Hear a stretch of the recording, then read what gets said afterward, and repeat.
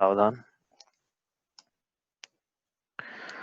नमो अरिहन्ताणं नमो सिद्धाणं नमो आयर्याणं नमो वज्रायाणं नमो लोये सवसाहुणम् तीन भुवन में सार वीतराग विज्ञानता शिव स्वरूप शिवकार नमो त्रियोग समारिके। ये परम मंगली ग्रंथ श्री छेड़ा जी हम पढ़ रहे हैं। इसके रचिता पंडित श्री दौलत राम जी हैं। इसके अंतर्गत उन्होंने 6 ढालें लिखी है। उसमें से हमारा दूसरी ढाल का रिवीजन चल रहा है। तो उसके पहले हम ये जो धर्म की चर्चा आज करना है अपने को, वो प्रारंभ करते हैं। एक सेकेंड।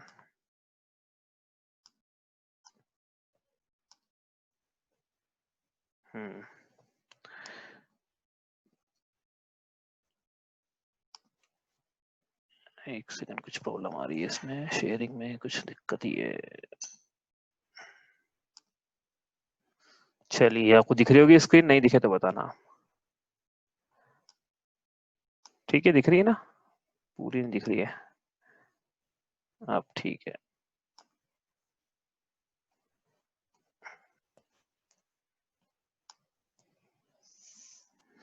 चलिए अपन करते हैं शुरू।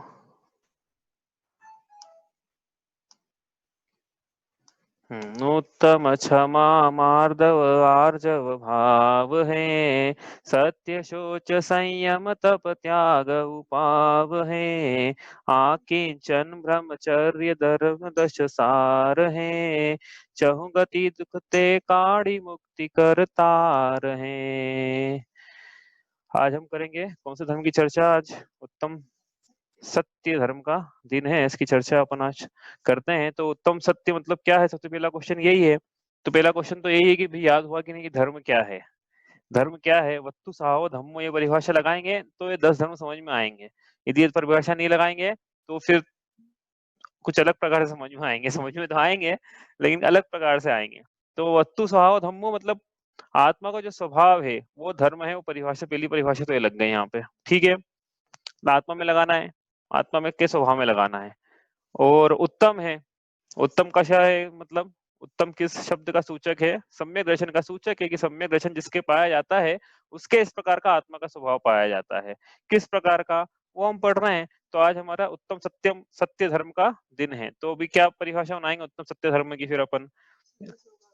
हाँ, अब क्या है कि देखो, अभी तक क्या है, क्रोध मान माया लोभ, वो तो उनकी 4, हाँ, उनके उनके विकार रूप अवस्था का अभाव होने पर जो शुद्ध आत्मा की अवस्था होती है उसको हमने उस अपेक्षा से कहा। लेकिन अब क्या है कि इसमें थोड़ी परिभाषा थोड़ी सी बदलना पड़ेगी अपने को। सत क्या है? तो अपन देखते हैं। सत जो है, सत द्रव्य लक्षणम, ऐसी आचार्य भगवान उमा स्वामी ने तत्वार्थ सूत्र में परिभाषा दी सत की। सत क्या है? द्रव्य का लक्षण है। तो आत्मा का लक्षण सत है। आत्मा द्रव्य है कि नहीं है? सत्ता है कि नहीं? सत है कि नहीं? तो सत द्रव्य लक्षणम। तो ऐसे सत स्वभावी आत्मा के आश्रय से आत्मा में जो स्वसत्ता की अनुभूति रूप वीतराग परिणति उत्पन्न होती है उसे सत्य धर्म कहते हैं। किसे कहते हैं सत्य धर्म? देखो, जितना भी है वीतराग परिणति है उसी को हम सभी धर्मों में घटा रहे हैं। यहाँ पे वीतराग परिणति क्षमा है, मार्दव है, आर्जव है, शुचिता है, अब सत्य धर्म भी उसी में घटा रहे हैं। तो इस शुद्ध अवस्था में सत्य धर्म होता है। एक्चुअली क्या है, जितने भी ये चारित्र, आत्मा में चारित्र नाम का गुण है उसकी परिणति है सारी। तो वीतराग परिणति है तो सम्यक चारित्र है। तो उसी उसी को हम कह रहे हैं सत्य धर्म यहाँ पे। ठीक है, कैसे प्रकट हुआ? लेकिन सत स्वभावी आत्मा के आश्रय से। पहले हमने क्षमा स्वभावी लिया था, फिर मार्द स्वभावी, आर्ज स्वभावी, शोच स्वभावी। अब आज सत्य धर्म का दिन है तो आज बोलेंगे सत स्वभावी आत्मा के आश्रय से। क्या हुआ? आत्मा में स्वसत्ता की अनुभूति कि हाँ मैं हूँ और जैसा भगवान है वीतरागी वैसा मैं हूँ, ऐसी अनुभूति प्रकट हुई। तो वीतराग परिणति का जो नाम है उसको हम यहाँ सत्य धर्म कह रहे हैं। इसका मतलब क्या है? सत्य धर्म क्या है? उत्तम शब्द लगा हुआ है ना, तो उत्तम सत्य का मतलब है, ये तो सत्य की परिभाषा हुई। उत्तम सत्य की परिभाषा कि सम्यक दर्शन, सम्यक ज्ञान पूर्वक जो वीतराग अवस्था, सत अवस्था रूप वीतराग अवस्था प्रकट हुई, उसे हम सत्य धर्म कहते हैं। कुछ अलग है क्या परिभाषा? ये हमने कुछ चोरी पड़ी थी, तो मैंने इसलिए आपसे बोला था। क्या बोला था? मैं नहीं बता रहा हूँ कि आपने क्या पढ़ा था, भाई आपने हो सकता सही पढ़ा, गलत मुझे नहीं है कि नहीं गलत गलत पढ़ा। बाकी मैं तो ये कह रहा हूँ कि ये धर्म जो है आत्मा का स्वभाव, इसमें लगाएंगे तो परिभाषाएं घटेगी, कहीं और लगा देंगे तो नहीं घट पाएगी। कहाँ लगाते हैं लोग, वो अपन देखते हैं। लेकिन सही परिभाषा क्या है कि उत्तम सत्य अर्थात सम्यक दर्शन और सम्यक ज्ञान सहित स्वसत्ता की अनुभूति रूप आत्मा की वीतराग परिणति, यह सत्य धर्म है। समझ में आई बात? आगे चले यहाँ से। तो अब ये लगाते कहाँ है लेकिन लोग, देखो सत्य धर्म की जो चर्चा आती है ना, तो दो प्रकार से कोई भी विद्वान, बड़े बड़े विद्वान है, बड़े बड़े पंडित है ना, इन्होंने इस प्रकार से कथन किए, दोनों प्रकार से कथन किए हैं।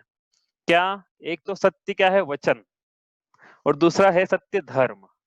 तो सत्य, सत्य बोलना ये भी सत्य है, और सत्य धर्म ये भी सत्य धर्म है ही। तो पहले अपन वाणी की बात करते हैं।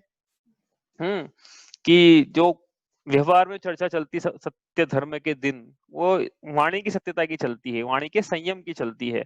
तो वाणी की सत्यता और वाणी का संयम, ऐसा क्या है, अपन जब छड़ाला भी पढ़ेंगे ना, तो इसमें भी वाणी की सत्यता और वाणी के संयम के ऊपर 4 अलग अलग बिंदु आएंगे इसमें छड़ाला में ही। कौन कौन से आएंगे? सत्यानुव्रत, सत्य महाव्रत, भाषा समिति और वचन गुप्ती। क्या होती है सब? सत्य से रिलेशन है या भाषा से रिलेशन, मतलब सत्यता से है या संयम से है इनका रिलेशन? नाम ही उसका सत्यानुव्रत, सत्य महाव्रत। किसका है लेकिन सत्यानुव्रत? ये क्या चीज है? ये पंक्ति आएगी छड़ाला में, तो पढ़ेंगे वहां पे, परवधकार कठोर निंद्य नहीं वयन उचारे। पंक्ति है ऐसी। क्या है सत्यानुव्रत? मतलब क्या होता है? दूसरी प्रतिमाधारी जीव के सत्यानुव्रत पाया जाता है। मतलब झूठ का एक देश त्याग, अणुव्रत है ना, एक देश त्याग झूठ का। 5 पाप में से एक पाप है असत्य, झूठ। उसका एक देश पाप किया जीव ने, एक देश त्याग किया जीव ने, तो उसके सत्यानुव्रत हुआ, दूसरी प्रतिमा अंगीकार करी तब। हाँ, तो उसमें क्या हुआ? क्या है सत्यानुव्रत की परिभाषा? आगे पढ़ेंगे हम छड़ाला में, तो आएगी परवधकार, ऐसे वचन जिनसे दूसरों के प्राण चले जाए। परवधकार, कठोर हो जो वचन, कर्कश हो, निंदा के वचन हो, किसी की निंदा के वचन हो। परवधकार, कठोर, निंद्य, इस प्रकार के जो वचन हैं, ये वचन असत्य की श्रेणी में है। देखो सत्य की परिभाषा ही बदल दी। क्या क्या बोला? Statement of fact is not truth, ऐसा नहीं बोल रहे हैं। स्टेटमेंट ऑफ फैक्ट सत्यानुव्रत गृहस्थ के लिए, हाँ, श्रावक के लिए लगाना है परिभाषा। सत्यानुव्रत मुनिराजों के नहीं होते हैं, श्रावकों के होते हैं, दूसरी प्रतिमाधारी के होते हैं, या दूसरी प्रतिमा से लेके एलक शुल्लक जी तक के सत्यानुव्रत। तो ये क्या परिभाषा लगेगी वहां तक के लिए कि ऐसा वचन जिससे कलहकारी हो, विवाद पैदा हो जाए, फूट पड़ जाए, विध्वंस हो जाए, हिंसा के वचन हो, निंदा के वचन हो, किसी की आजीविका चली जाए, समाज में रोष हो जाए, समाज में बंटवारा हो जाए, घर में कलह हो जाए, किसी को अप्रिय लगे, तो ये ऐसे वचन जो हैं, ये सत्य होने पर भी असत्य ही हैं। और ऐसे असत्य वचनों का त्याग होता है दूसरी प्रतिमाधारी। हमको भी होना चाहिए, ऐसा नहीं कि उसके नियम पूर्वक होता है, लेकिन हमें भी होना चाहिए। जेनी कैसे वचन बोलता है? परिभाषा जेनी की, जेनी कैसे वचन बोलता? जेनी हित मित प्रिय वचन बोलता है, जो हितकारी हो, मिष्ट लगे, प्रिय हो, मतलब मैत्री पूर्वक हो और प्रिय लगे। ऐसा नहीं कि आप तो ये बोलोगे कि गंजे को गंजा बोलो तो दिक्कत क्या है? गंजे को गंजा बोल दिया तो प्रॉब्लम है क्या? कि भाई ये अप्रिय वचन है, भले स्टेटमेंट ऑफ, भले वो गंजा हो व्यक्ति, लेकिन स्टेटमेंट ऑफ फैक्ट जो है ये अप्रिय है, इसलिए वचन सत्य होने पर भी असत्य है। ये कह रहे हैं यहाँ पे, सत्य होने पर भी असत्य है, क्योंकि अप्रिय है वो वचन, कठोर है, कर्कश है, सुनने में अच्छे नहीं लगते हैं। तो ये फिर सत्यानुव्रत का धारी होता है, हित मित प्रिय वचन बोलता है। ऐसे वचन हमें पाए जाए। कल भी बात आई थी ना कि हमारा मन इतना पवित्र हो, परसों बात आई थी, मन इतना पवित्र हो कि जो बोले वो कल्याण हित मित प्रिय हो। तो ये किसको पाया जाता है? लेकिन श्रावकों के लिए पाया जाता है। ठीक है। और दूसरा है सत्य महाव्रत। पहले अणुव्रत था, अब महाव्रत है। अभी सत्य महाव्रत किनके पाया जाता है? ये दिगंबर मुनिराजों के पाया जाता है, क्योंकि इनको पापों का संपूर्ण त्याग है। तो अणु गया, अणु की जगह महा आया। सत्याणु व्रत था ना, अणु गया उसकी जगह महा आया, सत्य महाव्रत। मुनि राजों के जिनके न लेश मृषान जल मृण हूँ बिना दियो गहे। पंक्ति कहाँ लिखी है? ये छठाला की छठी ढाल में मुनिराजों की चर्या का वर्णन आएगा। तो वहां हम पढ़ेंगे कि मुनिराज जो हैं उनके लेश मात्र भी मिथ्या वचन नहीं होते। अब उनसे कोई पूछे कि मैं गंजा हूं कि नहीं, और गंजा हो व्यक्ति, तो मुनिराज क्या बोले बताओ? या किसी कोई ऐसा हो तो मुनिराज को क्या करना चाहिए? जैसे मुनिराज ध्यान में मग्न हो, मान लो बैठे हुए हैं, अब वहां से एक हिरण निकला, मुनिराज ने देखा लेफ्ट में गया, उसके पीछे कोई शिकारी आया, उसने मुनिराज से पूछा कि आपने कोई हिरण को देखा क्या जाते हुए? अब मुनिराज क्या जवाब दें बताओ? इनके लेश मात्र भी असत्य वचन नहीं होते मुनिराजों के। अब क्या जवाब देंगे मुनिराज बताओ? तो बेस्ट तो यही है कि मुनिराज ऐसा, अब श्रावक तो बोलेगा, क्या बोलेगा कि लेफ्ट गया, तो श्रावक बोलेगा राइट गया था। सुना है बच्चों को, हमको भी सिखाया था हमारी माँ ने ऐसी बचपन में, कोई ऐसा पूछे कुत्ते पकड़ने वाला, सुअर पकड़ने वाला, तो बता मत देना कहाँ पर है भाई। उल्टा बता देना, उल्टा कि लेफ्ट है तो राइट बता देना। हाँ, क्योंकि यहाँ पे प्रयोजन, यदि सत्य बोलेंगे तो हिंसा होगी, हिंसा के वचन हो जाएंगे वो। लेकिन मुनिराज क्या करें, उनके लेश मात्र भी मिथ्या के झूठ वचन नहीं है, तो मुनिराज मौन रह जाएंगे, मौन रहेंगे। क्यों? क्योंकि उस गलत झूठ बोल नहीं सकते लेश मात्र भी, और उनकी जो सत्य की परिभाषा है उसके हिसाब से वो झूठ हो जाएगा, और सत्य बताएंगे तो वो हिंसा होगी। इसलिए वो मौन रहें, क्या बैठे हुए हैं, और दिख रहा है कि शिकारी आगे पूछने वाला, तो शिकारी के आने के पहले खड़े हो जाएं। फिर वो शिकारी पूछेगा कि भाई ये हिरण को देखा क्या आपने? तो मुनिराज बोलेंगे जब से हम खड़े तब से तो नहीं देखा हमने।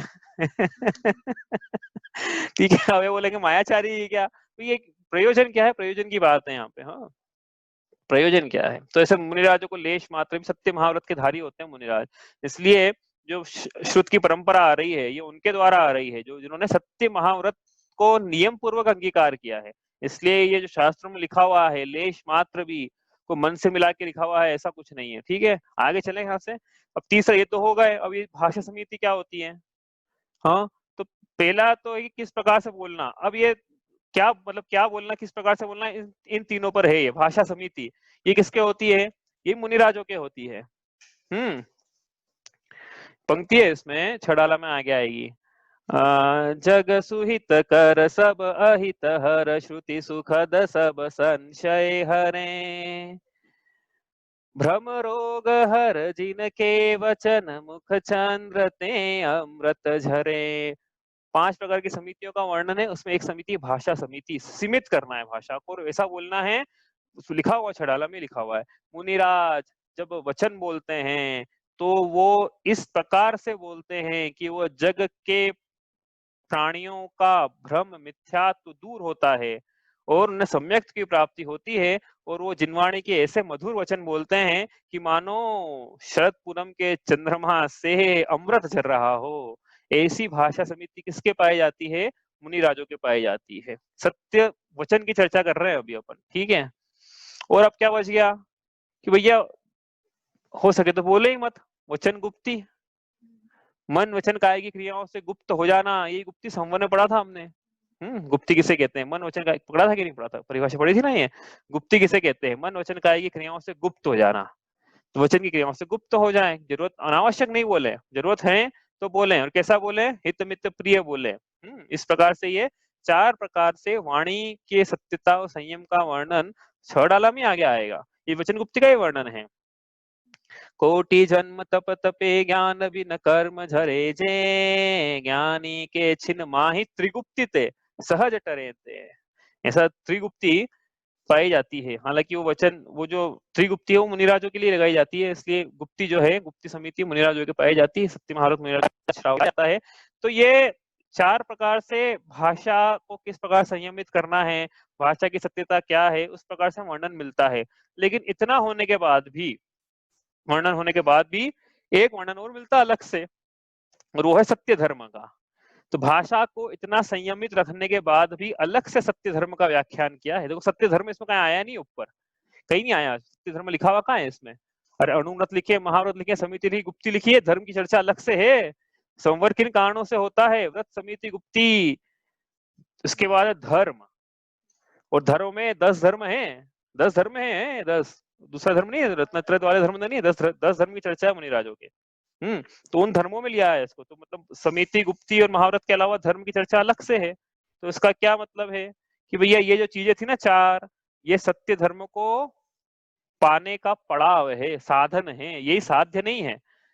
ये जो वाणी की सत्यता है, या सत्य, महाव्रत, भाषा, समिति, वचन, गुप्ती, ये सत्य धर्म को पाने के लिए स्टेप्स है, यही सत्य धर्म नहीं है। समझ में इससे बात समझ में आती है सत्य धर्म क्या है। हमने पढ़ा वीतराग परिणति, मतलब ये वाणी सत्य धर्म का एक्चुअली क्या है, वाणी जो है पुद्गल की पर्याय है, उस धर्म जो है वो आत्मा का स्वभाव है, तो पुद्गल की पर्याय आत्मा का स्वभाव कैसे हो सकती है बताओ। इसलिए ये जो है साधन है, साध्य तो आत्मा की वीतराग परिणति है।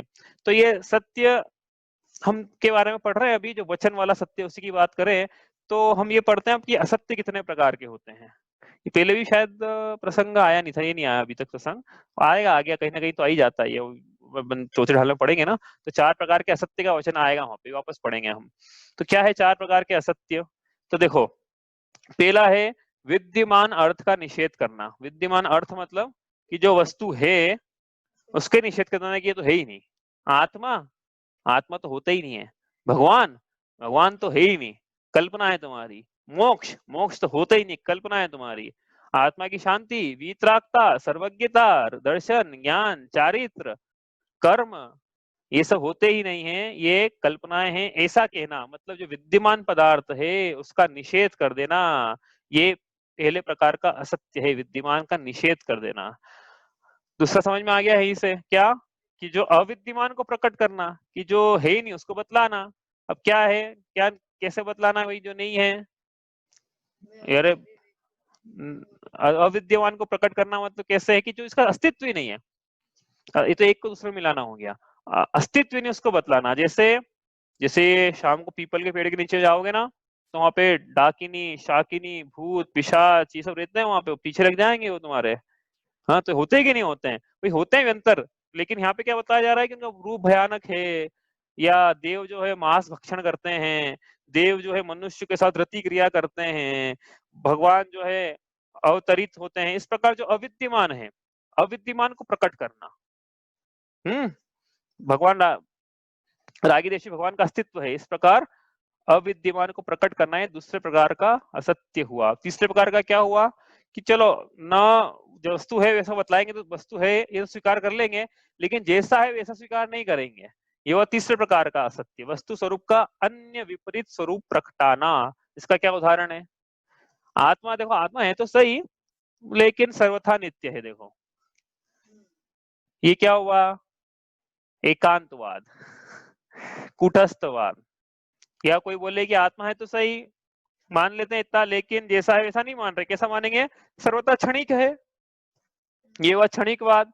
तो इस प्रकार वस्तु जैसी है वैसा स्वरूप न प्रकटा कर विपरीत रूप प्रकटाना, ये भी एक प्रकार का असत्य है, ये तो है ही है। और चरणानुयोग के अनुसार क्या असत्य है कि भाई जो अभी बताया ना, जैसे क्या पर्वतकार कठोर निंद्य, इस प्रकार के वचन बोलना, गर्हित सावध्य, जिससे जो हिंसा के वचन हो, जो निंदा के वचन हो, जो कर्कश लगे, इस प्रकार के वचन बोलना, तो ये जो है सीधी स्टेटमेंट ऑफ फैक्ट भी हो यदि है तो भी ये असत्य की श्रेणी में डाला है इसको आचार्यों ने, क्योंकि ये परजीवों के परिणामों को संश्लेषित करने वाले वचन हैं, उससे सब हित नहीं होने वाला, उल्टा उसके विचार ही संश्लेषित होंगे, इसलिए उसकी भाव हिंसा है। इस प्रकार से ये 4 प्रकार के असत्य वचनों का वर्णन रत्नाकरण शावकाचार्य जी की टीका में किया है। आगे चले यहाँ से, असत्य कितने प्रकार के हैं, तो फिर प्रश्न उठा कि फिर सत्य कितने प्रकार के हैं। हाँ, तो सत्य के 10 प्रकार ये राजवार्तिक में से लिखे हैं, देखो उसको पढ़ लेते हैं। एक, नाम सत्य, अब किसी का कुछ भी नाम रख देना, भाई किसी का नाम इंद्र रख देना तो असत्य हो जाएगा वो तो। हाँ, कि भैया इसकी तो इंद्र ही नहीं, तुम इसका व्यवहार इंद्र के हिसाब से कर रहे हो, तो हम कह रहे हैं नाम सत्य है। हमने व्यवहार चलाने के लिए निक्षेप पढ़ा था ना हमने, वैसे नाम चलाने के लिए इसका नाम रखा है, तो ये सत्य नाम के अनुसार ही सत्य है। ठीक है। दूसरा, रूप सत्य, अर्थ का सन्निधान न होने पर भी रूप मात्र की अपेक्षा से कथन करना, जैसे कि चित्र को देखकर कि ये यही है राजा, देखो राजा ये रहे सामने, ये खड़े, तो चित्र में देख के बोले तो रूप सत्य है, वो भी सत्य वचन है, एक अपेक्षा से सत्य की श्रेणी में डाला है उसको। इसी प्रकार स्थापना सत्य, कि जैसे शतरंज के मूरों में बोलना कि ये घोड़ा है, वो घोड़ा है क्या, लेकिन नहीं, लोक व्यवहार चल रहा है उसका और बोल भी रहे हैं घोड़ा है, तो एक अलग प्रकार का सत्य स्थापना सत्य। और प्रतीति सत्य, औपशमिक भावों की दृष्टि से किया जाने वाला व्यवहार। औपशमिक भाव क्या होते हैं, अभी अपन आगे पढ़ेंगे समझ में आएगा कि ये प्रतीति सत्य मतलब क्या होता है, उसको छोड़ते हैं अभी। संवृत्ति सत्य, अब लोक व्यवहार में जैसे क्या है कि कीचड़ कमल में कमल जो कीचड़ में उगता है, तो कीचड़ को बोलते हैं पंख, तो इसलिए अपेक्षा से कमल को पंकज कहना। इस प्रकार इस प्रकार का लोक व्यवहार करना, यह संवृत्ति नाम का सत्य। और संयोजना, दो प्रकार के पदार्थ हैं, चेतन पदार्थ और अचेतन पदार्थ, उनकी विविध प्रकार से योजना करके वचन कहना कि देखो ये शरीर है, ये पीयूष है, ये जीव है, शरीर की तरफ दिखाओगे और बोलोगे कि ये जीव है। इस प्रकार से ये दो प्रकार का पदार्थों की योजना करके बोला गया सत्य। और जनपद सत्य, आर्य और अनार्य रूप से विभाजित 32 देशों में धर्मादि पुरुषार्थों की प्रवृत्ति करने वाले वचन की भाई जिस प्रकार से हम प्रवृत्ति करते हैं, हाँ, ये हमारी माता है, इस प्रकार के जो वचन हैं ये सब भी एक प्रकार के सत्य है ना, लेकिन आत्मा जन्मता है क्या, लेकिन ये सत्य सत्य में डाला हुआ है इसको भी। देश सत्य, ग्राम नगर राज्य गण मत जाति कुल आदि धर्मों के उपदेशक वचन कि भाई ये हमारी टेरिटरी है, ये हमारा राज्य, ये हमारा नगर है, इस प्रकार के सत्य के वचन हैं। और भाव सत्य, छद्मस्तों के द्रव्य का यथात्म्य दृष्टि के अगोचर होने पर भी संयत या श्रावक को स्वधर्म पालन के लिए यह प्रासुक है, यह अप्रासुक है। अब द्रव्य तो द्रव्य ही है, लेकिन फिर भी उसमें प्रासुक और अप्रासुक का व्यवहार चल रहा है, इस प्रकार से ये भाव सत्य है। और आखिरी है इसमें समय सत्य, आगम गम्य प्रतिनियत श्रेष्ठ द्रव्य और उनकी पर्यायों का जैसा जो है उसका वैसा निरूपण करना कि भाई ये तो ऐसा है, इसको ऐसा समझो, प्रमाण से नए से, इस प्रकार के सत्य के 10 प्रकार कहे हैं। थोड़ा अपन ने जल्दी करा है इसको, लेकिन अपने को तो समझना था कि हाँ इतने प्रकार के सत्य चलते हैं, मतलब ये वचन कहे जाते हैं। हम यदि इसको सम्यक ज्ञानी जीव है तो उसका वचन इस प्रकार कहेगा तो भी वो मिथ्या वचन नहीं कहलाएंगे, कहने का मतलब तो ये सम्यक ज्ञानी होना चाहिए लेकिन उसका, है ना। अब आगे चले अपन, तो 12 प्रकार की भाषाओं का वर्णन भी राजवार्तिक में मिलता है, किस प्रकार की भाषाएं जीव करता है और किस प्रकार के उसमें दोष लगते हैं। जैसे अभ्याख्यान, हिंसा से विरक्त मुनिया श्रावक को हिंसा का दोष लगाना, तो ये अभ्याख्यान के वचन है, उसकी भाषा है। कलह की भाषा, जिससे क्या होता है परस्पर झगड़ा का वचन करना, ये कलह की भाषा है। पीठ पीछे दोष दिखाना, पेशून्य। धर्म अर्थ काम मोक्ष रूप 4 पुरुषार्थों से संबंध नहीं रखने वाले वचन, कोई मतलब ही नहीं, बस ये पढ़ेंगे अपन अनर्थ दंड में आगे जाके। हाँ, अनर्थ दंड त्याग होता है दूसरी प्रतिमाधारी को, कि कोई मतलब ही नहीं बोलना, बस न धर्म की सिद्धि है, न अर्थ की है, न काम की है, न मोक्ष की है, बस अनर्गल प्रलाप करना। और क्या है, रति, रति के वाक, जिससे ऐसे वचन, ऐसी भाषा जिससे लोगों को विषयों में रति उत्पन्न हो। अरति वाक, एक ऐसे वचन जिससे लोगों को परस्पर आपस में घृणा हो जाए, अरति हो जाए, इस प्रकार के वचन। उपधि वाक, जिससे सुनकर परिग्रह के अर्जन, परिग्रह को जोड़ने में कि हाँ परिग्रह जोड़ना अच्छा है, इस प्रकार के वचन। और निकृति वाक, जिससे व्यापार में ठगने का प्रोत्साहन मिले कि अरे क्या तुम थोड़ा ऐसा करोगे तो आगे बढ़ोगे, देखो ये सब पढ़ेंगे अपन क्या अनर्थ रैंडम है, ये सब इसको प्रयोजन ही नहीं है सब इसका। अप्रणति वाक, जिसे सुनकर तपोनिधि व गुणी जीवों के प्रति अविनय की प्रेरणा मिले कि अरे ये तो मतलब ऐसे है, ऐसे हैं, इतने दोष इनमें, तो उस संघ के फला फला संघ के हैं। मोश वाक, जिसमें चोरी की प्रवृत्ति सिखाई जाए, जिससे चोरी में प्रवृत्त हो जाए जी, पहले ठग में था अब चोरी में है। और मिथ्या वाक, मिथ्यात्व वर्धनी वाक, जिससे मिथ्यात्व का पोषण हो, और लेकिन सबसे काम का हुआ है सम्यक दर्शन वाक, जिससे जीवों के सम्यक मोक्ष मार्ग की प्रवृत्ति हो, उसको यहाँ पे कहा है। देखो यहाँ पे क्या है, अपन पढ़ रहे हैं कि वचन के अनुसार, अभी धर्म की बात अब करना शुरू करेंगे अपन, ठीक है। तो ये भी तो वचन की चर्चा हो गई, अब क्या सत्य वचन बोलना ही सत्य धर्म है क्या? तो ये हमने क्या बोला था कि वचन जो है तो पौद्गलिक है और धर्म जो है वो आत्मा का स्वभाव है। यदि सत्य वचन बोलने को ही सत्य धर्म मान लिया जाए तो फिर वही बात आएगी जो मन वचन की एक रूपता को ही अपन आर्य धर्म बोले तो आएगी। क्या क्या थी? सत्य धर्म जो है सिद्धों के भी पाया जाता है। अब बताओ, सिद्ध भगवान आपस में बात करते हैं, उनके वचन पाए जाते हैं क्या? लेकिन उनके सत्य धर्म तो पाया जाता है। इसका मतलब वचन का होना ये कोई कंडीशन नहीं है सत्य धर्म की। वही सिद्ध बात, इससे सत्य धर्म अलग साबित हो गया कि नहीं हुआ? मुनिराज, जो सिद्ध भगवान के सत्य धर्म होता है लेकिन वचन नहीं होते हैं, इसका मतलब सत्य धर्म के लिए वचन का होना जरूरी नहीं है। इसी प्रकार एक केंद्रीय जो है उसके झूठ वचन नहीं पाया जाता, उसके वचन ही नहीं है, तो फिर क्या बोलेगा वो, तो सत्य धर्म मानना पड़ जाएगा फिर एक केंद्रीय को, तो ऐसा नहीं है भाई। और फिर क्या है, सत्य धर्म आत्मा का स्वभाव है, अभी बताया ना, पुद्गल का थोड़ी है, वचन तो पौद्गलिक है और धर्म तो आत्मा का स्वभाव है। यदि ये बात समझ में आ गई तो सब समझने की जरूरत ही नहीं, इतना ही समझ लो आप तो बहुत है, धर्म तो आत्मा का स्वभाव है। और अब कोई ऐसा भी हो सकता है कि सत्य धर्म के धारी मुनिराज और मुनि हैं, अब ये मुनि मुनिराज हैं यदि, तो क्या इनके फिर सत्य धर्म का लोप हो जाएगा क्या?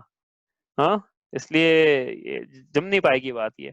और क्या, वचन गुप्ती भी सत्य धर्म नहीं। अच्छा, कोई ये बोल सकता है कि देखो वचन गुप्ती है, वो तो उसको सत्य धर्म में ले लो, मुनिराजों की वचन गुप्ती पाई जाती है ना, कि वचन की क्रियाओं से गुप्त हो गए, तो उसको भी इसलिए नहीं ले रहे हैं, क्योंकि अभी आपको बताया ना कि संवर के कारणों में गुप्ती के बाद धर्म को रखा है, अलग से रखा है आचार्यों ने, मतलब ये गुप्ती अलग चीज हो गई, फिर धर्म अलग चीज हो गया, इसका मतलब ये है। इसलिए वचन जो है वो अलग है और धर्म जो है वो अलग है। ठीक है, अब ये हमको बस ये ध्यान रखना है कि ये हम ऐसे वचन बोले, फिर भी वचन की बात कर रहे हैं तो कैसे हो, हित मित प्रिय हो, उससे लोग धर्म के मार्ग में लगे, कल्याणकारी हो, या तो उसका हित सधे या अपना हित सधे। हाँ, या तो उसकी जीविका बनी रहे, कुछ काम की बात हो, मतलब कहने का मतलब ये है। अनर्गल मतलब नहीं तो क्या है कि अभी 4 प्रकार की कथाएं पढ़ेंगे आगे जाके, प्रमाद पढ़ेंगे ना, 4 प्रकार की स्त्री कथा, राज कथा, चोर कथा और भोजन कथा भी कथा है वास्तव में ये सब। तो लोगों को क्या है, निंदा करने में रस आता है, एक दूसरे की निंदा, बैठ के 4 लोग क्या करें बैठे बैठे, तो निंदा करें, तो निंदा के वचन को झूठ बोला है यहाँ पे, पर्वतकार कठोर निंद नहीं वयन उचार, ऐसा बोलेंगे बिछड़ डाला में आगे जाके। हम्म, कठिन वचन मत बोल, पर निंदा अरु झूठ, तज साच जवाहर खोल, सतवादी जग में सुखी। निंदा का त्याग करने का बोला है, किसके लिए बोला है, भगवान करेंगे कि अपन करेंगे? भगवान की पूजा है, लेकिन करना अपने को है, भगवान के तो हो गया है, सत्य धर्म प्रकट हो गया है उनके, अब ये साधन से साध्य की प्राप्ति कर ली उन्होंने, हमको करना है, इसलिए इसकी शुरुआत यहाँ से करें कि निंदा के वचन नहीं बोले आपस में बैठ के एक दूसरे से कि उसने ये, लोगों को निंदा में बड़ा रस आता है। एक बात ध्यान रखना कि कोई निंदा किसी तीसरे व्यक्ति के आपके सामने कर रहा है, तो इसका सिर्फ एक ही मतलब है कि आपकी निंदा उसके सामने आगे करने वाला है, ये ध्यान रखना, लोक व्यवहार की चीज है ये। तो कोई दूसरा कोई व्यक्ति अपने सामने तीसरे व्यक्ति की निंदा कर रहा है, इसका मतलब यही है कि वो अपनी निंदा भी लोगों में जाके सामने करता है, तो कोई निंदा कर रहा है इसका मतलब क्या है, समझ जाओ भैया, ये अपनी निंदा करने वाला है। ये मतलब है उसका। चलें आगे यहाँ से। तो सत्य वचन बोलना, जानना, मानना, ये सत्य धर्म नहीं। देखो अभी बोलने पे लगाया था, अब क्या सत्य जानना सत्य धर्म है क्या, सत्य मानना सत्य धर्म है क्या, कि नहीं, ऐसा भी नहीं है कि सत्य बोलना तो सत्य धर्म है ही नहीं, पर मात्र सत्य जानना, सत्य मानना भी वास्तविक सत्य धर्म नहीं है। ऐसा क्यों बोल रहे हैं, क्योंकि मानना तो दर्शन गुण की पर्याय है, जानना तो ज्ञान गुण की पर्याय है, और हम बात कर रहे हैं सत्य धर्म की, जो कि चारित्र गुण की पर्याय है। इसलिए जानना और मानना क्रमशः ज्ञान और श्रद्धा गुण की पर्याय होने से सत्य धर्म नहीं है, और वो सत्य धर्म नहीं है, क्योंकि सत्य धर्म जो है चारित्र गुण की पर्याय है, चारित्र की दशा है। सत्य धर्म क्या है फिर, इतनी सत्य वचन की बात करिए अपन ने, सत्य धर्म की बात करें, देखो अभी जो परिभाषा आई थी वही है, ये थोड़े अलग शब्दों में है। जो सत स्वरूप वस्तु है उसको अपने ज्ञान और वाणी के अनुसार नहीं बनाया जा सकता।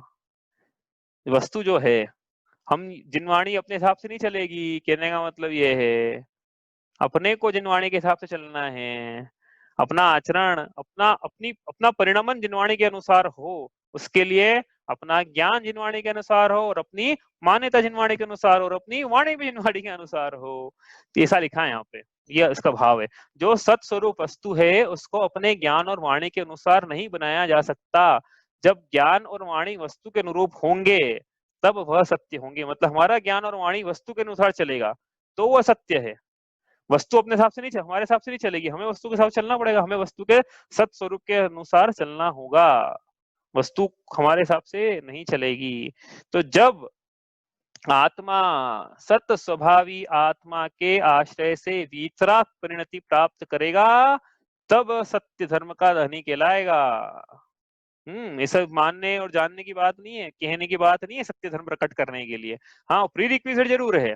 जैसे जैसे आगे 4 प्रकार की बात होती थी ना, अणुव्रत, महाव्रत, भाषा समिति, वचन गुप्ती, तो वो उसका अवलंबन ले उसको साधन बना के आत्मा का सत्य स्वरूपी आत्मा का अवलंबन लेकर ही सत्य धर्म प्रकट होता है। इस प्रकार से सत्य धर्म पढ़ रहे हम कि सत्य धर्म क्या है।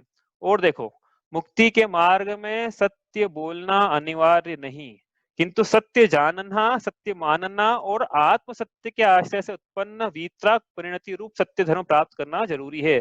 मोक्ष मार्ग में जीव बढ़ रहा है, जरूरी नहीं कि सत्य बोलेगा तो ही उसका मोक्ष होगा। ऐसे कितने अरिहंत हैं, मूक केवली, उपदेश नहीं दिया, अरिहंत हो गए लेकिन उपदेश नहीं दिया। मौन केवली, मूक केवली, मुनिराज है, दीक्षा लेते ही मौन हो जाते हैं।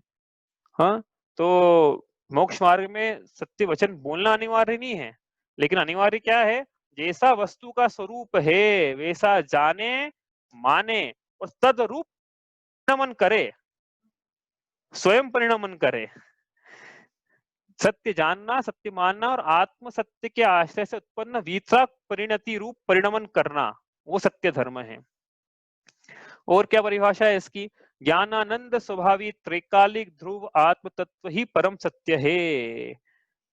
क्या परम सत्य है, स्वसत्ता, यही परम सत्य है और उसके आश्रय से उत्पन्न हुआ ज्ञान, श्रद्धान एवं वीतराग परिणति ही उत्तम सत्य धर्म है। समझ में आ रही ना बात, क्या है सत्य, जैसा वस्तु का स्वरूप है। कैसा है वस्तु का स्वरूप, मैं शरीर नहीं हूं, ये वस्तु का स्वरूप है, वैसा जाने माने। और मैं सिर्फ शरीर नहीं तो क्या हूं, मैं पर द्रव्यों से भिन्न त्रिकालिक शुद्ध भगवान आत्मा हूं, ऐसा माने, जाने और अनुभव करे, इस सत्ता का अनुभव करे, तो हम कहेंगे इसके उत्तम सत्य प्रकट हुआ। कहने से कोई मतलब नहीं है, कहना मतलब नहीं है, मतलब ये साधन जरूर है, लेकिन ऐसा हो सकता है कि जीव भी लोभ में भी, एक दुकान है, दुकान में अपन 4-5 मान लो अपन ने डिसाइड कर लिया कि अपने को जो भी कस्टमर आएगा, यही मतलब पिता ने पुत्र से बोला कि भाई ये जो कस्टमर आएगा इसको इस रेट में माल देना है। अब वो रेट जो थे वो कहीं ज्यादा थे उसके एक्चुअल कास्टिंग से। अब वो पुत्र माल बेच रहा है, तो पुत्र फिर सत्य कर रहा है कि नहीं कर रहा है, सत्य कोई कस्टमर आएगा पूछेगा कि कितने का है, उसने तो जो पुत्र है उसने तो पिता के कहे हुए कह दिया वचन। हाँ, सत्य की श्रेणी में आएंगे कि असत्य की श्रेणी में आएंगे, फिर वो भी असत्य की श्रेणी में आएंगे। प्रयोजन भले ही उसको, कि सत्य की पहचान नहीं ना उसको वास्तव में, तो उसको पता होना चाहिए। तो इस प्रकार से लोक व्यवहार में इसको घटाना है अपने को। ऐसा नहीं है कि सत्य धर्म की बात तो कर रहे हैं लेकिन सत्य वचन को भूल ही जाए, ऐसा नहीं है। देखो, अब जो खास बातें हैं जो आज अपन ने पढ़ी है उसको अपन समराइज करते हैं। सत अर्थात जिसकी सत्ता है, सत द्रव्य लक्षणम, जिसकी सत्ता है, उससे हमने कहा द्रव्य। तो सत अर्थात जिसकी सत्ता है, जिस पदार्थ की जिस रूप में सत्ता है। अब जैसा पदार्थ जिस रूप में अवस्थित है, जैसा पर उदाहरण के लिए पुद्गल में स्पर्श रस गंध वर्ण है, पुद्गल में ज्ञान दर्शन सुख वीर्य नहीं है। आत्मा में ज्ञान दर्शन सुख वीर्य है, आत्मा में स्पर्श रस गंध वर्ण नहीं है। रागादि भाव जो हैं ये दुख के कारण हैं, पुण्य और पाप का फल यह संसार का कारण है। व्रत समिति गुप्ती धर्म परिसहज अनुप्रेक्षा और चारित्र यह वास्तव में सुख का कारण है। तप ये शुद्धता का कारण है और मोक्ष ये परम शुद्ध अवस्था है। हाँ, ये सत्य है। तो ऐसा जाने माने और इस रूप स्वयं का आचरण करे तो सत्य धर्म है। ये लिखा था यहाँ पे। तो जिस सत अर्थात जिसकी जैसी सत्ता है, जिस पदार्थ की जिस रूप में सत्ता है, उसे वैसा ही जानना सत्य ज्ञान है। और नहीं जानना वो क्या है, या ही प्रतीति जुत कछुक ज्ञान सो दुखदायक अज्ञान जान। मिथ्या ज्ञान है, अज्ञान है, कुज्ञान है। और वैसा ही मानना सत्य श्रद्धान है, जीवादि प्रयोजन भूत तत्व सरधे तिन। विपरीत तो हो गया, वो तो परिभाषा विपरीत की वहां पे, लेकिन वैसा माने तो नहीं, माने तो उल्टा श्रद्धान, और वैसा माने सम्यक श्रद्धान है। और वैसा ही बोलना सत्य वचन है, जो वस्तु जैसी है उसको उस रूप में ही प्रकट करना, धर्म की महानता लोगों को बतलाना कि धर्म कितना महान है, भगवान कितने महान है और संसार कितना दुख रूप है। ये वास्तव में काम के वचन थे। हाँ, तो ये प्रगटाना, ये एक्चुअली अपन प्रभावना नाम का अंग पढ़ेंगे ना, प्रभावना, स्थितिकरण, वात्सल्य, तो आपको समझ में आएगा प्रभावना मतलब वास्तव में क्या होता है। लोगों ने क्या सोच के रखा है कि वो स्टील के गिलास बांटना प्रभावना है। हाँ, समझेंगे प्रभावना मतलब क्या होता है, उसी प्रभावना नाम का अंग पढ़ेंगे। आश्रव बंध से पीड़ित संसारी जीवों के लिए जिन धर्म का ऐसा महात्म्य प्रगटाना कि उनका ज्ञान रूपी अंधकार दूर हो और इस प्रकार से स्व और पर दोनों ही भगवान जिनेंद्र की महिमा से प्रभावित हो, ये प्रभावना नाम का अंग है। तो इस प्रकार से प्रगटाना है, सत्य वचन है, वो वही सत्य है, बाकी सब तो क्या है, संसार में डुबाने वाले वचन है, दुख के वचन है ना। हमने कहा पर्वतकार, कठोर निंद्य, जो कि दुखकारी वचन हो दूसरों को, वो तो फिर असत्य हो गए। इसका मतलब ये हुआ, और तो वैसा ही बोलना सत्य वचन है। आगे चले यहाँ से, और आत्म स्वरूप के सत्य ज्ञान श्रद्धा पूर्वक वीतराग भाव की उत्पत्ति होना सत्य धर्म। ये जो एक्चुअली आज हमने पढ़ा ना, उसकी समरी स्लाइड है ये, ठीक है। तो क्या क्या गया इसमें, वचन भी आ गए, श्रद्धान भी आ गया, ज्ञान भी आ गया, और जो हम पढ़ रहे हैं आज सत्य धर्म, वो भी आ गया। क्या है सत्य धर्म, आत्म स्वरूप के सत्य ज्ञान और श्रद्धा पूर्वक, मतलब सम्यक दर्शन, सम्यक ज्ञान पूर्वक सम्यक चारित्र का होना, वीतराग भाव की उत्पत्ति होना, यह सत्य धर्म है। तो इस प्रकार से सत्य धर्म की चर्चा आज हमने की है। इस प्रकार हम सब जो है वो आत्म सत्य की रुचि में अपने आप को जागृत करें, उसकी महिमा लावें, उसके तीव्रतम लगन में लगें, उसे प्राप्त कर हमारी जो आत्मा है उसमें सत्य धर्म प्रकट करें। ऐसा हमारा पुरुषार्थ हो कि हम सत्य धर्म की प्राप्ति करें। इसी के साथ आज हम चर्चा पूरी करते हैं।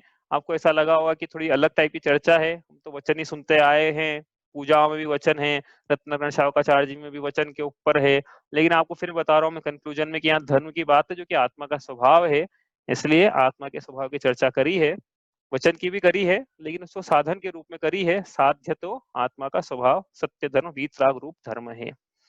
ठीक है, कुछ पूछना है अभी आपको इसमें? ठीक है, तो अपन आज करते हैं अपनी छह डाला पे चर्चा प्रारंभ। चलिए अपन चर्चा करते हैं, अपनी दूसरी ढाल चल रही है, उसका रीजन चल रहा है। तो हमने आश्रव तत्व संबंधी भूल पढ़ ली थी, आज आगे पढ़ते हैं छंद नंबर 6। शुभ अशुभ बंध के फल मझार, रति अरति करे निज पद विसार, आत्म हित हेतु विराग ज्ञान, ते लखे आपको कष्ट दान। पहली पंक्ति में यहाँ पे बंध तत्व संबंधी विपरीत श्रद्धान, और फिर अगली पंक्ति में संवर तत्व संबंधी विपरीत श्रद्धान यहाँ बतलाया है। तो बंध किसे कहते हैं, परिभाषा तो याद हो गई आपको, आगे चलने मेरा मान लो कि हो गई होगी भाई, अब नहीं हुई तो आप करना। तो क्या कह रहे हैं यहाँ पे, बंध, देखो बंध का जब भी बात आए आप ध्यान रखना कि उसको फल में लगाना है, यहाँ पे फल में लगाई बात।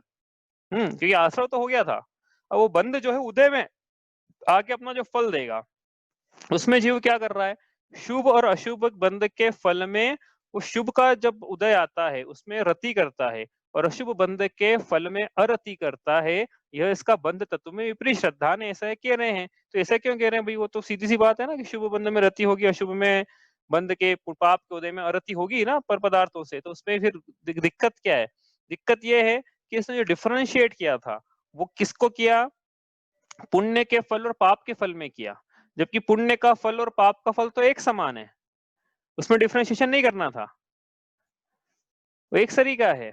डिफरेंशिएशन किस में करना था, बंध में और निर्बंध अवस्था में करना था, लेकिन इसने पुण्य के बंध और पाप के बंध में किया।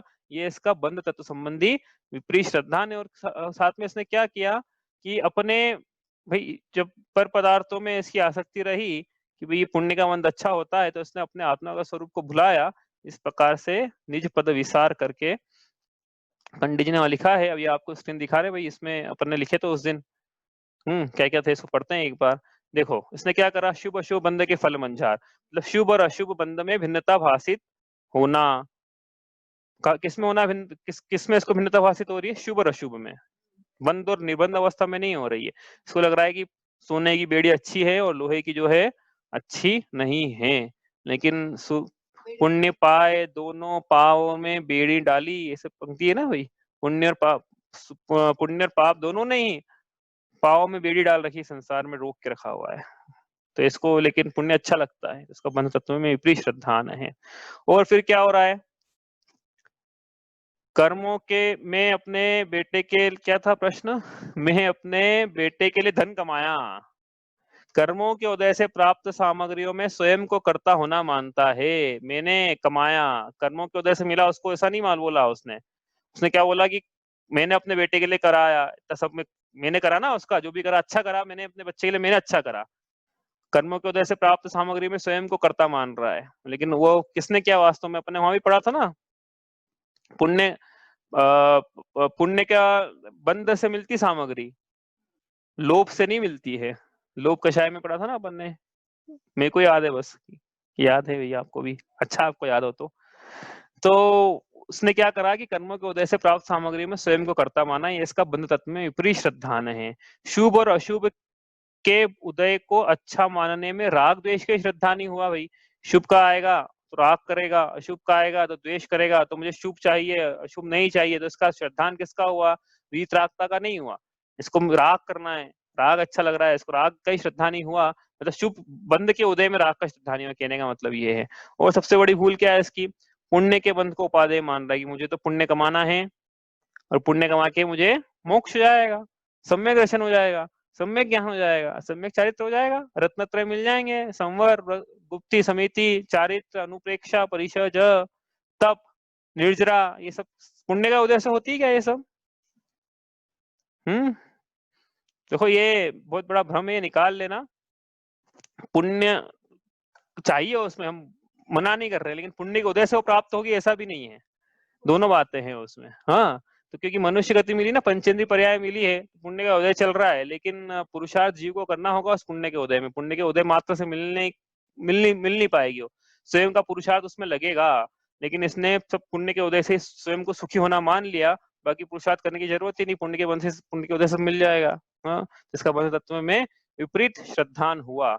और क्या इसने करा, शुभ कर्म और शुभ फल और अशुभ कर्म और अशुभ फल, उसमें ही सुख दुख की इसकी बुद्धि होना, ये इसका बंध तत्व संबंधी विपरीत श्रद्धा ने।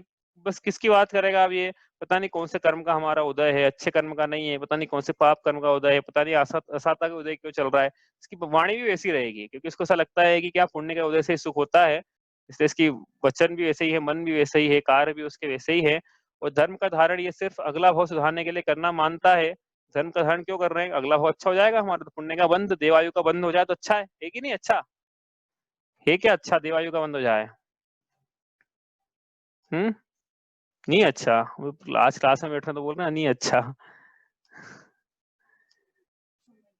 जिन धर्म विनिर्मुक्तो माँ भुवम चक्रवर्त्यपि श्याम चेटोपि दरिद्रोपि जिन धर्मानुवासितः, मुझे जिन धर्म के बिना तो चक्रवर्ती होना भी मंजूर नहीं, और जिन धर्म मिले तो मैं दरिद्र होना भी स्वीकार करता हूँ।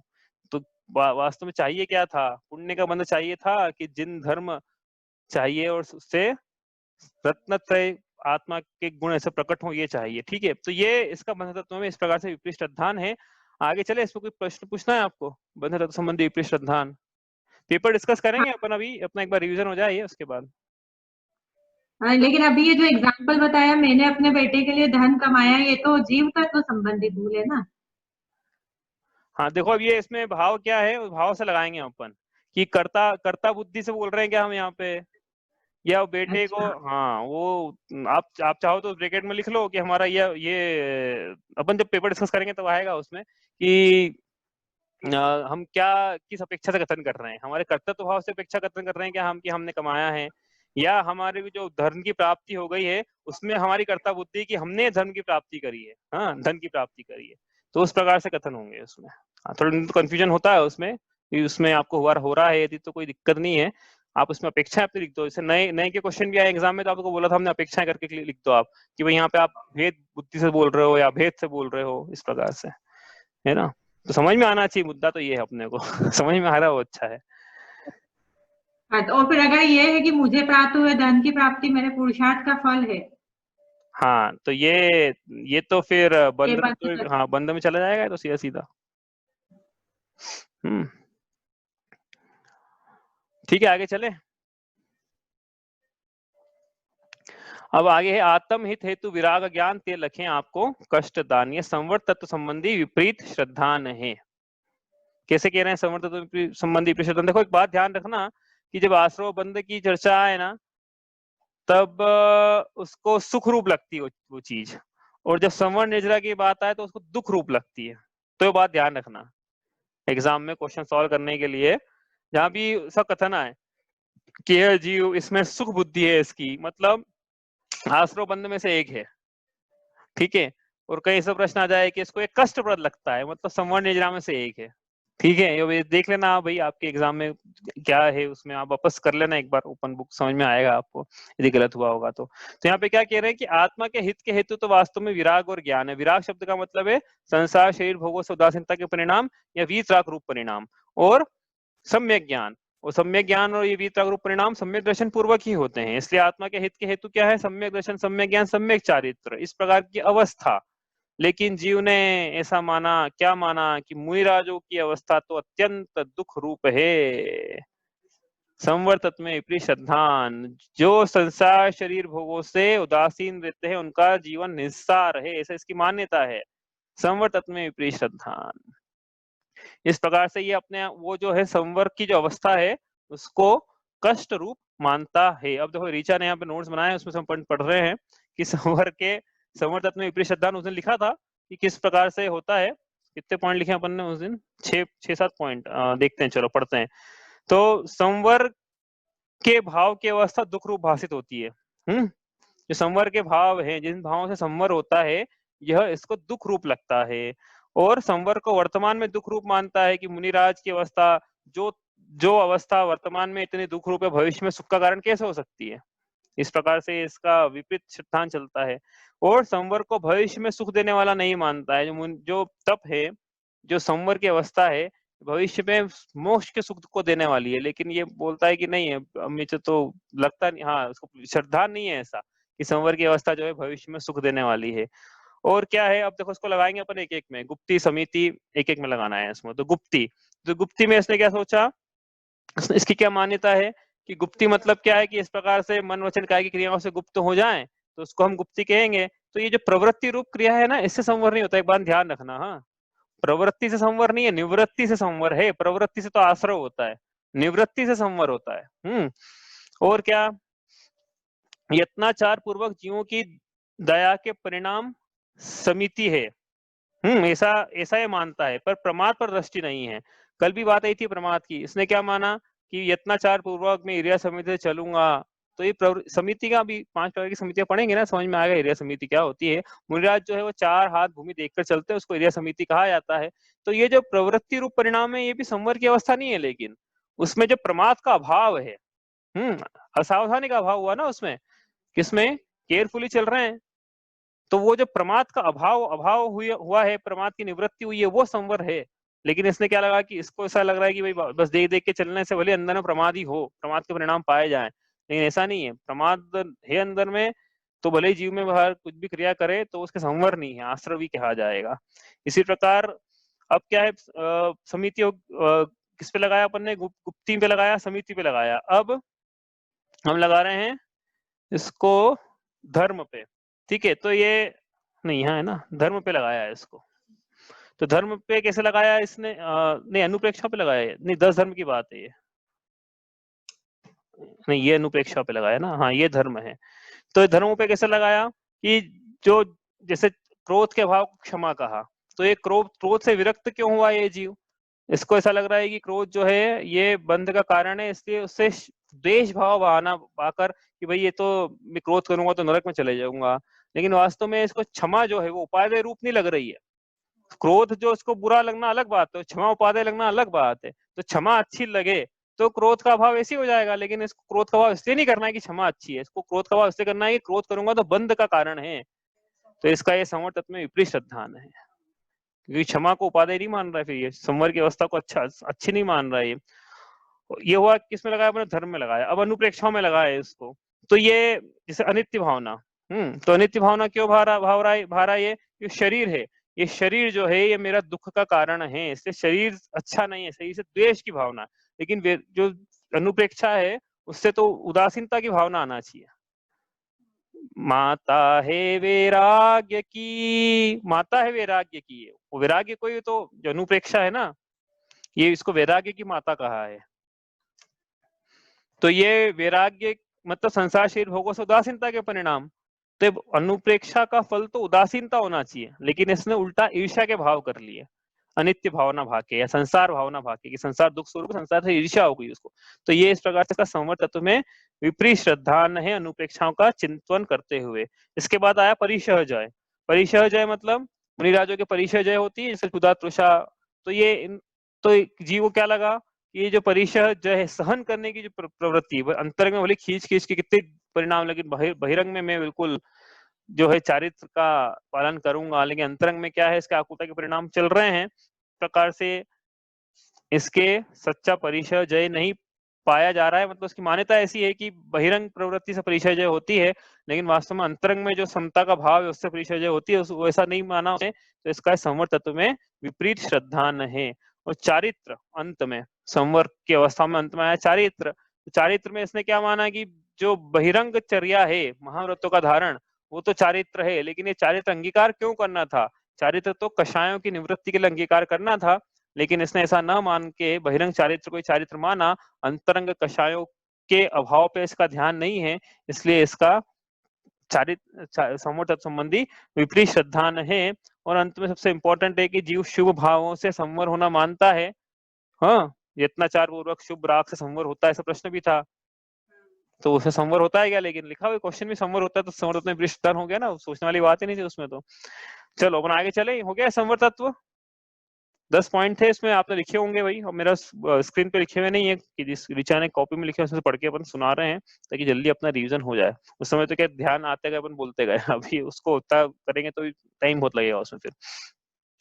इसके बाद अब बात करें 8वें छंद की, क्या बात करी देखो इसमें, इन जुत विषयन में जो प्रवृत्तता को जानो, मिथ्या चरित्र यो मिथ्यात्वादि निसर्ग जेह, अब जे ग्रहित सुनिए सुतेह। नहीं ये, हाँ एक रह गया इसमें, ये वाला चलो। रोकी न चाह निज शक्ति खोय, शिव रूप निराकुलतान जो, याही प्रतीति जुत कछुक ज्ञान, सो दुखदायक अज्ञान जान। इसमें छंद नंबर 7 में पहला चरण है, इसमें निजरा तत्व संबंधी भूल, और दूसरे चरण में मोक्ष तत्व संबंधी विपरीत श्रद्धान। बड़ा ही मतलब कम शब्दों में बहुत गहरी बात यहाँ पे लिख दी है दौलत राम जी ने। क्या लिखा है यहाँ पे, रोकी न चाह, चाह मतलब इच्छा, कि ये जीव इच्छाओं को नहीं रोकता है, ये इसका निर्जरा तत्व संबंधी विपरीत श्रद्धा है। अपन ने देखा था कनेक्शन क्या है इच्छाओं का और निर्जरा से। इच्छा निरोधस तपः, तपसा निर्जरा। इच्छाओं का निरोध ही तप है, और तप से निर्जरा होती है, मतलब इच्छाओं के निरोध से निर्जरा होती है। लेकिन जीव ने ऐसा नहीं मानते हुए इच्छाओं की उत्पत्ति को, इच्छाओं की वृद्धि को, इच्छाओं की पूर्ति को सुख का कारण माना। यह इसका निर्जरा तत्व संबंधी विपरीत श्रद्धान है। और क्या इसने माना, इसने तप को जो है, तप की अवस्था, इसको दुख का कारण माना। तप जो है वो उपवास करना जो है अपने से तो नहीं हो पाएगा, दुख का कारण, जो कि निर्जरा कारण था, इसलिए इसका निर्जरा तत्व संबंधी विपरीत श्रद्धान। और क्या करा इसने, बाह्य उपवासों, जो उपवास की जो क्रिया थी, मतलब जो तप की क्रिया थी ना बाह्य बाह्य की, उसको तो निर्जरा का कारण माना। लेकिन वास्तव में इसे उपवास की बात करें तो विषय कषाय और क्या था साथ में, इच्छाओं का निरोध करना, विषय कषाय आहार, इसका त्याग करना, ये है तप, ये है उपवास। लेकिन इसने आहार का त्याग तो किया, लेकिन विषय कषाय का त्याग नहीं किया, तो इसके नहीं होना माना, मतलब इसने आहार से ही मान लिया बस। तो इसका मतलब इसका निजरा तत्व संबंधी विपरीत श्रद्धान चल रहा है। और क्या है, कोई दूसरा उपवास आदि कर रहा है तो उसको देख कर इसको बड़ा कष्ट, उसको देख के इसको कष्ट हो रहा है कि ये किसी अवस्था है उपवास की, कोई कैसा है समाधि मरण, दूसरों को सेवा करना पड़ती है। तो इसको क्या है वास्तव में ग्लानि, मतलब इस प्रकार के भाव हो रहे हैं दूसरों के उपवास आदि को देखकर, तो इसका निजरा तत्व में विपरीत श्रद्धान है। और जीव क्या है, अपने इच्छाओं को, एम्बिशन ही मेरा स्वभाव है, इच्छा मेरा स्वभाव है, इच्छा मानव का स्वभाव है, इस प्रकार से इसने माना है। तो ये इसका निजरा तत्व संबंधी विपरीत श्रद्धांत पाया जा रहा है। अपने निजराओं के दो भेद पढ़ते थे, सविपाक अविपाक, उसके ऊपर चर्चा भी नहीं कर रहे हैं, क्योंकि वो चर्चा अपन आगे भी जब तीसरी ढाल आएगी तो उसमें अपन चर्चा करेंगे उसकी।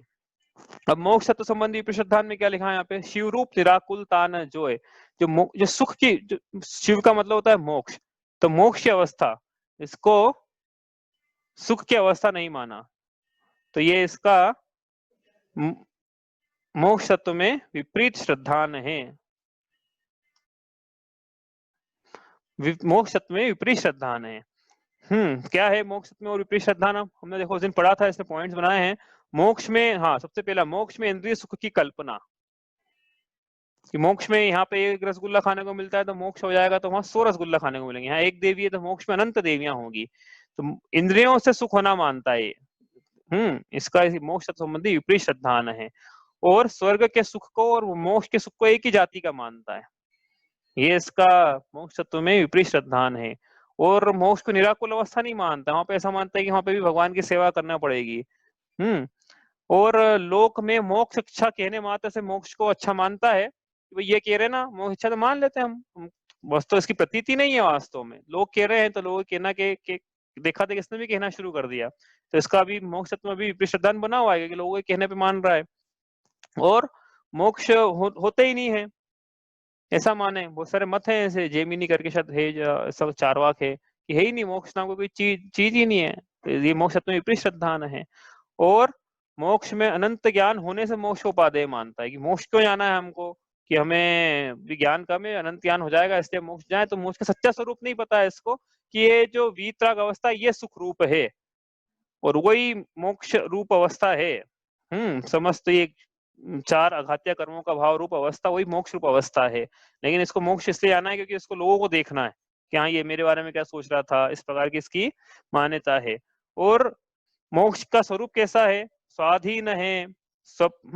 और क्या क्या हमने लिखा था उस दिन, स्वाधीन है, स्वाश्रित है, अक्षय है, अनंत है, शाश्वत है, ऐसा नहीं मानता है, इसका इससे अन्यथा मानता है यदि, तो इसका मोक्ष तत्व में विपरीत श्रद्धान है। और कोई जीव ऐसा मोक्ष इसलिए जाना चाहते हैं कि मोक्ष जाएंगे तो हम पूज्य पन्ने को प्राप्त हो जाएंगे, तो इसको मोक्ष का सच्चा स्वरूप नहीं पता। और उसको ऐसा लगता है कि मोक्ष में भी आकुलताओं की अनुकूलता मिलेगी, तो इसको मोक्ष संबंधी, क्योंकि मोक्ष तो क्या है, पूर्ण निराकुल अवस्था है। और ये किसी स्थान विशेष से मोक्ष होना मानता है कि वहां ऊपर जाएंगे ना कहीं, तो वहां हमें, तो स्थान के कारण मोक्ष पूछा था क्या, ये शायद नहीं पूछा था, स्थान के कारण पूछा था, स्थान के कारण मोक्ष होना मानना, इसका मोक्ष तत्व संबंधी विपरीत श्रद्धान है। इस प्रकार से 7 तत्व संबंधी विपरीत श्रद्धान हमने पढ़े हैं।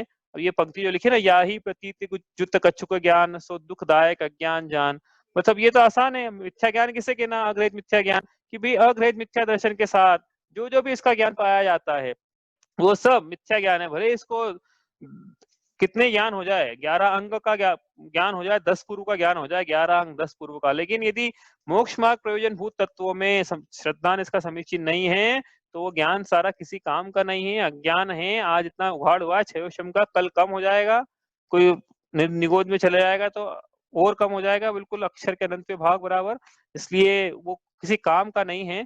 हाँ, लेकिन यदि मोक्ष मार्ग प्रयोजन भूत 7 तत्वों में सम्यक श्रद्धान है, और भले ज्ञान बहुत अल्प हो तो भी उसका पूरा का पूरा ज्ञान समीचीन है, मतलब ज्ञान की विपरीतता में कारण जो है वो ज्ञानावरण कर्म नहीं है, वह दर्शन मोह है, मिथ्यात्व है। आगे की पंक्ति हमने पढ़ी ली, अभी इसको भी कर ही लेते हैं। अब ये क्या है, अग्रहित मिथ्या चारित्र। अग्रहित मिथ्या चारित्र मतलब अग्रहित मिथ्या दर्शन और अग्रहित मिथ्या ज्ञान के साथ साथ जो भी विषयों में प्रवृत्ति पाई जा रही है उसको हमने अग्रहित मिथ्या चारित्र कहा। उसको हमने फिर देखा था कि भाई कोई गृहस्थ है, उसके पूजा कर रहा है वो, लेकिन मिथ्या दर्शन है तो क्या बोलेंगे, कोई मुनिराज हैं आहार कर रहे हैं तो क्या बोलेंगे। इस प्रकार से हमने काफी भेद इसके खोले थे। इसकी और वर्णन तीसरे ढाल में अपन करेंगे चारित्र का इस प्रकार से, क्योंकि चारित्र की अपेक्षा से कथन है बहिरात्म, अंतरात्म, परमात्म, जीव त्रिधा है, वहां पे मन गुणस्थान की अपेक्षा से और विशेष रूप से उसका कथन करेंगे। लेकिन अभी के लिए इतना याद रखना है कि सम्यक दृष्टि है और गृहस्थ है तो उसको असंयम पाया जा रहा है। सम्यक दृष्टि मतलब यदि व्रत नहीं लिए तो उसको असंयम पाया जा रहा है। सम्यक दृष्टि गृहस्थ तो उसने व्रत लिए हुए, प्रतिमा ली है, तो उसको संयम असंयम पाया जा रहा है। मुनिराज जो है उनको पूर्ण सकल संयम पाया जा रहा है। और जो वीतरागी भगवान है उनको तो सम्यक चारित्र पूर्ण रूप से वीतराग रूप अवस्था में पाया जा रहा है। इस प्रकार से ये तो इसकी इनकी अवस्था हुई। लेकिन मिथ्या चारित्र का वर्णन यहाँ पे अग्रहित मिथ्या चारित्र का, तो यहाँ पे क्या कह रहे हैं कि विषयों में जो प्रवृत्ति है उसको यहाँ पे मिथ्या चारित्र कहा है। क्योंकि लीनता लेनी ना, कहाँ लीन, चारित्र का मतलब होता है लीनता, कहाँ लीन है, ये विषयों में लीन है। अपनी आत्मा में लीन होगा तो सम्यक चारित्र, पर में लीन है तो मिथ्या चारित्र। इस प्रकार से ये एक वर्णन हुआ है किसका, अग्रहित मिथ्या दर्शन ज्ञान चारित्र का। अब इसके बाद वर्णन करेंगे ग्रहित मिथ्या दर्शन, ग्रहित मिथ्या ज्ञान, ग्रहित मिथ्या चारित्र का। वो अपन कल करेंगे। और अपन कोशिश करेंगे कि अपन संडे को है paper, open book paper revise करें एक बार। संडे को ओपन करेंगे। आपको हमने भेज दिया ओपन बुक पेपर का मॉडल पेपर, और क्लोज बुक पेपर भी भेज दिया। भाई आप तभी खोलना क्लोज बुक पेपर जब आप एग्जाम देने के लिए तैयार हो। ऐसा नहीं कि आप वो खोल लो फिर यहाँ क्लास में आ जाओ, ऐसा नहीं है। जैसे एग्जाम देते ना अपन ईमानदारी से बिना चीटिंग करे, उम्मीद है आप सभी करेंगे तो बोलेंगे जरूरत नहीं है, लेकिन फिर भी एक जो प्रोटोकॉल है उस हिसाब से अपने एग्जाम देनी है। ठीक है, तो अब कल करेंगे बचा हुआ इसके बाद का 6 डाला में। आपको कुछ प्रश्न है तो आप पूछ लीजिए, नहीं तो अपन रिवीजन के टाइम पे भी जो क्वेश्चन पेपर के क्वेश्चन है वो तो अपन उसी दिन करेंगे डिटेल में चर्चा। ठीक है, चलो इतना ही करते हैं आज। स्याद्वादने षट द्रव्य गुण परयाय और प्रमाण